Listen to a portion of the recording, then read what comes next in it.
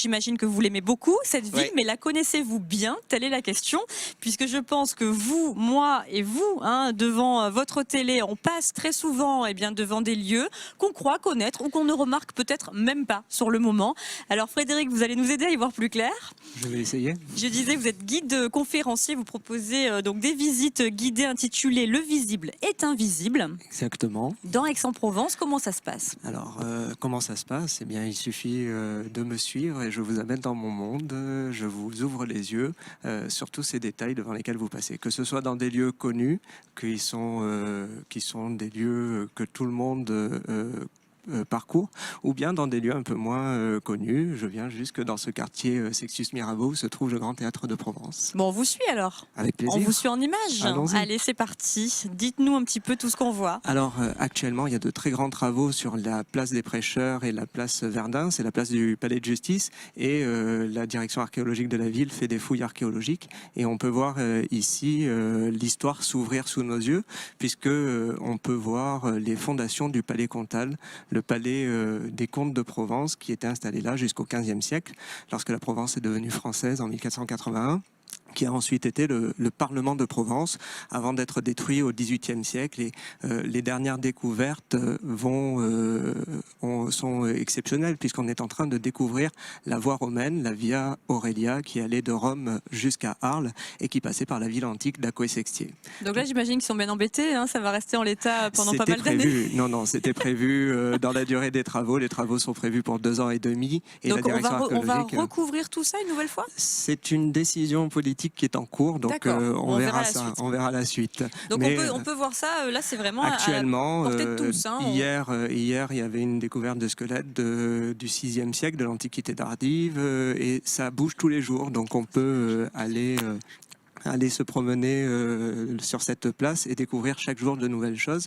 Et les archéologues sont très disponibles et donnent des informations. Ou sinon, vous pouvez venir avec moi et je vous les donnerai aussi. Oui, d'accord, donc on en saura un petit peu plus. Alors là, hop, on a changé d'endroit, on passe dans le passage à gare. Exactement, le passage à gare qui date du 19e siècle, qui a été fait dans un ancien couvent. On peut voir les arches de l'ancienne église. Et le passage à gare, voulu par Félicien Agard, se termine par un boyau, parce qu'il n'a pas pu finir son passage. Le propriétaire de cette parcelle-là n'a pas voulu la vendre. Et il a donc eu un droit de passage. Le passage à gare qui est doublé par la rue de l'Ancienne Madeleine.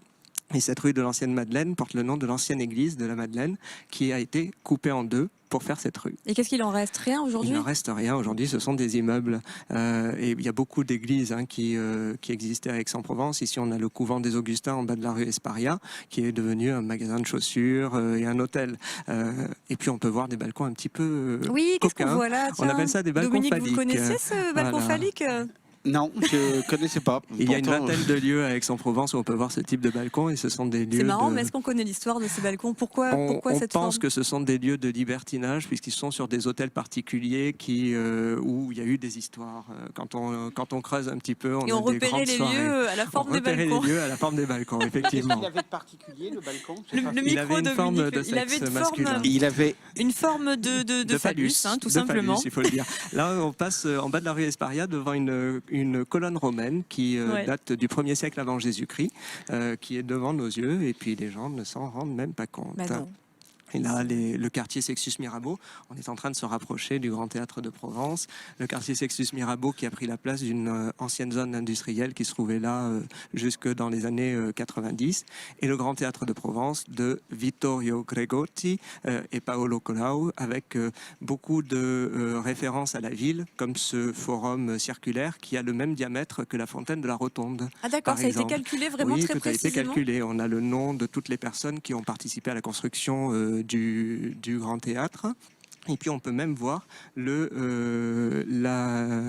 dessin de la montagne Sainte-Victoire dans le profil, comme on le voit ici, ça monte et ça descend. On ne s'en doute pas de ça, non, en passant devant, c'est vrai quand on ne le sait pas. Comme le pavillon noir que nous avons là, avec le mot Aix qui est dans la façade, ou bien ce pont invisible qui a été fait entre le conservatoire Darius Milhaud, le conservatoire de danse, de théâtre et de musique, et le pavillon noir. On voyait une fenêtre triangulaire qui se trouve en fait être celle du conservatoire de danse et qui dit vous êtes en train d'apprendre et peut-être que dans quelques années vous serez au pavillon noir en train comme professionnel. Voilà.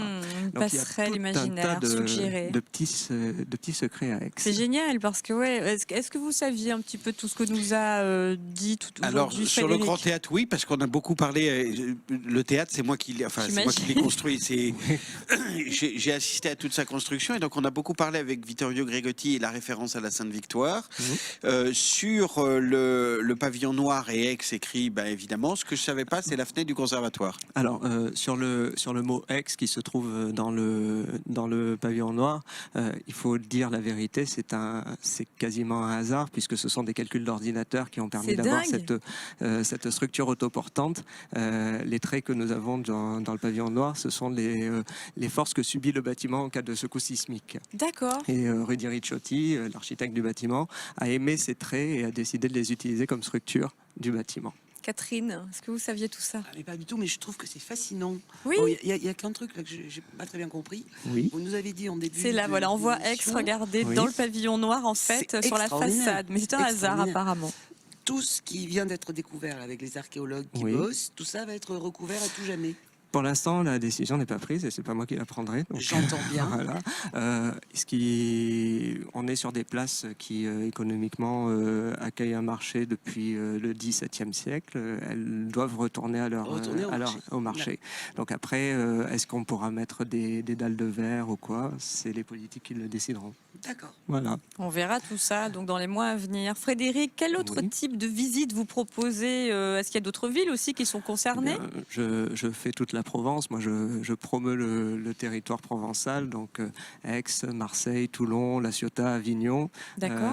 Je peux accompagner des groupes dans toute la Provence, qui est une très belle région. On a pas mal de choses à voir. Bien sûr. Que ce soit la Camargue, le Verdon ou le Luberon. Donc, et toujours avec cette idée de montrer l'invisible, de montrer ces détails devant lesquels on passe. Donc pour les dates et plus d'infos, rendez-vous sur votre site internet www.levisibleetinvisible.fr. Merci beaucoup, Frédéric. Merci à vous. Le nom est très joli en plus. Le nom nom très est joli. oui, très sympa. Merci. Allez, il est temps